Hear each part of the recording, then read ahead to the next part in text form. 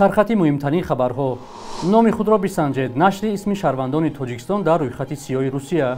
ساختمان راغون سال 2033 به انجام میرسد. طلب IMF از تاجیکستان و یک هواپیمای بسرنشین خانه نتانیاهو را هدف قرار داده است.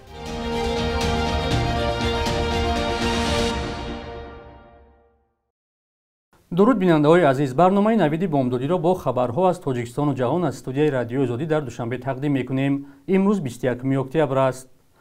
120,000 شهروند تاجیکستان در روسیه همچون ویرانکننده قانون‌های این کشور به قید گرفته شدند. در این باره روز 19 اکتبر وزارت‌های امور داخلی و همکار و مهاجرت تاجیکستان در یک خبر فوری اطلاع دادند.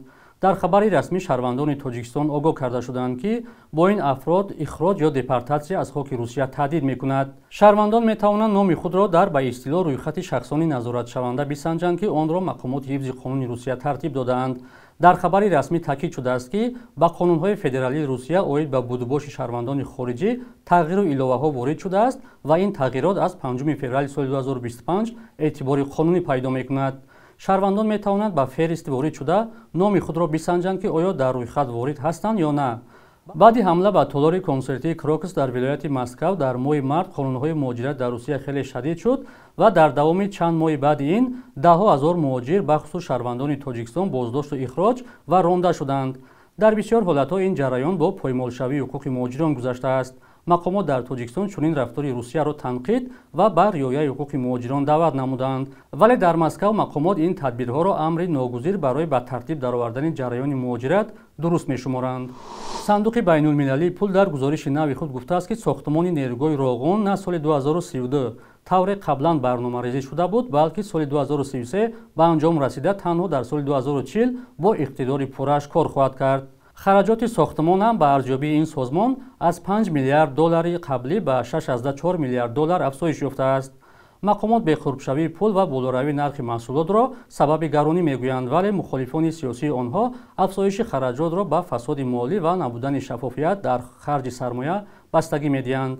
بنیاد نیروگاه برقی آبی راغون در تاجیکستان از سال 2008 ادامه دارد. تاکنون به گفته مسئولین حکومت بیش از 40 میلیارد سومانی خرج شده است.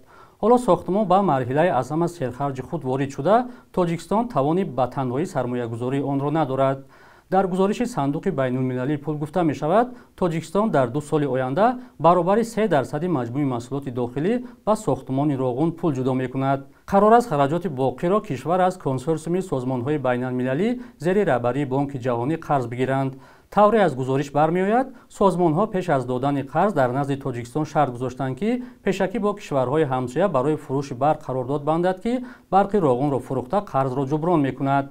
در گزارش گفته می‌شود تاجیکستان برای فروش برق با ازبکستان علیه شرطنامه دارد و قرار است به زودی با قزاقستان هم چنین قرارداد بندد.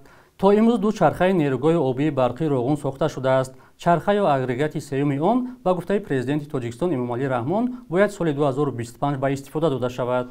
جنگ روسیه با اوکراین بیش از 2 سال است که جریان دارد. درگیری‌ها در خاور میانه نیز ماه‌های اخیر شدت گرفته است.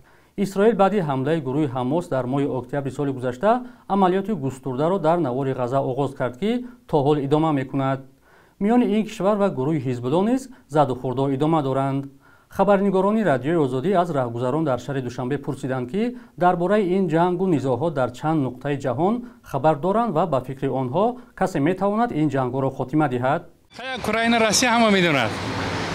بعد همون چیز طرفی از لیوان اسرائیل خطی و به حد چیزای جنگی چیزوان فلسطین جنگ نفسه در اوکراین نفهمی باید دولت‌ها را فلسطین داد با گفتی ما که باید هم دولت‌های مسلمان جمع شوند و کنند که یا که آبشی همه کسا جنگ میکنیم یا که دلچی صلح میبندیم.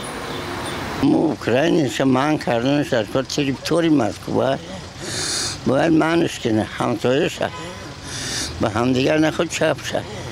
این دنگو را هم دو دولت خودش میتونه که بین همدیگری یا معامله ساز کنه صوبای ساز کنه جنگو شما شود.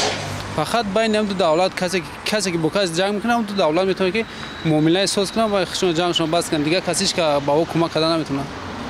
اوکراین و روسیه این دولت‌های اروپا میتونه یا امریکا میتونه یا کانادا میتونه دولت من او ایش رو خیلی آفریقا را اینا عربو میتونه همه جنگا همه چیزا خود زمانده فقط پیتون پیرگواره دیگه یگان شما نمیبینم وای ایش زورای میگه دوز همه زورای یگان مملکت چی با نیست همه زور بینه دوز رنگی چیزا رو هیچ که فکر نکرده بود که خیلی درون و اینی خیلی تانکوی خودش میگرده و چه سامان خود نیچه سبر آمدگی همه دولت دوران برای هم فقط یه دیو سنیم حال یک مملکت دیگه کش شده و یا را سه مملکت جمع کرده و به استول پیرگوار شنونده همش مسئله حل کردن ما میخواهیم جنگ نشود در دنیا ما ای دست ما هیچی نمیگه ما باید نمیدونیم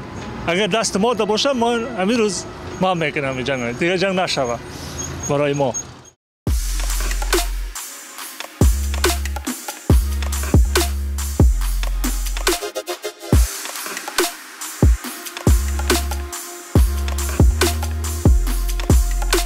همه چیزی که میخواهند و میخواهید در اینجا هست.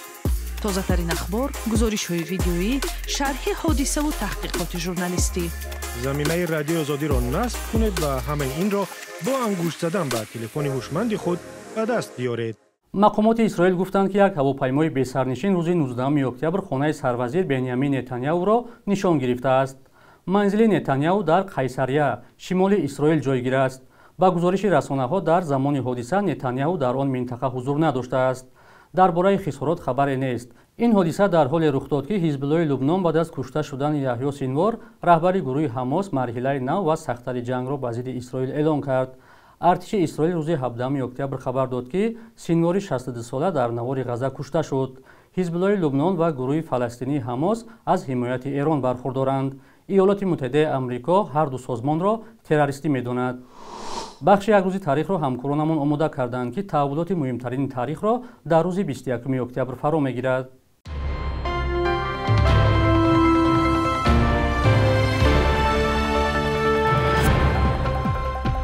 21 октябри соли 2017 саид мукаррам абдулқодирзода раиси шӯрои уламои тоҷикистон аз қарори маҳдуд кардани мардони тоҷик ба доштани риш ҳимоят кард. дар як сафари корӣ ба Туркия дар посух ба пурсиши журналистон ӯ гуфт ин амр сирф ҷанбаи амниятӣ дорад ва ҳам ба хотири ба гуфташ мутобиқати зоҳири воқеии инсонҳо ба акси шиносномаашон зарур аст. аз солҳои ҷанги шаҳрвандии риши мардон дар чашми мақомот ба таври ғайрирасмӣ ҳамчун гӯё афроди диндор ва ҳатто гоҳҳо узви гурӯҳҳои ифротӣ будани онҳо талаққӣ мешавад. бар асоси бархи манбаъҳо 21 октябри соли 1899 аввалин вазири маорифи тоҷикистони шӯравӣ Аббос Алиев таваллуд шудааст. ӯ солҳои 1924 то 27 дар ин мақом кор карда муҳаққиқон ӯро яке аз равшанфикрони давр меноманд. шогирдонаш мисли Муҳаммаҷон Шакурӣ талошҳои Аббос Алиев барои ҳифзи забон ва ҳуввияти миллиро чашмгир меноманд. 2 солро бо иттиҳоми таҳқири мақоми давлатӣ дар зиндон пушти сар кард ва баъди озодӣ тоҷикистонро тарк карда устоди донишгоҳи Алмаато шуд. 21 октябри соли 2003 риштаи умри ҳунарпешии маъруфи театр ва синамои тоҷик Гурминҷ Завқибеков канда шуд. дар 74 соли умраш ин ҳунарманди зодаи ноҳияи Рӯшони вилояти Бадахшон дар даҳҳо филму намоишномаҳои театрӣ аз ҷумла филмҳои Қисмати шоир, Ливои оҳангар, Достони Рустам нақш бозида осорхонаи азбобҳои нодири мусиқии худро таъсис дод. писараш Иқбол Завқибеков ҳам бо роҳи падар рафта мусиқӣ навози мумтозе шуд. қурби расмии Бонки Миллии Тоҷикистон барои имрӯз чунин таъин шудааст.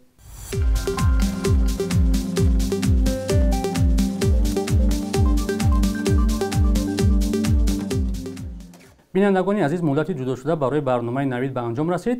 хабарҳои аз ин бештарро дар сомонаи радиои озодӣ бо нишони озоди.org ва озоди моби пайдо кунед. худо нигаҳдоратон.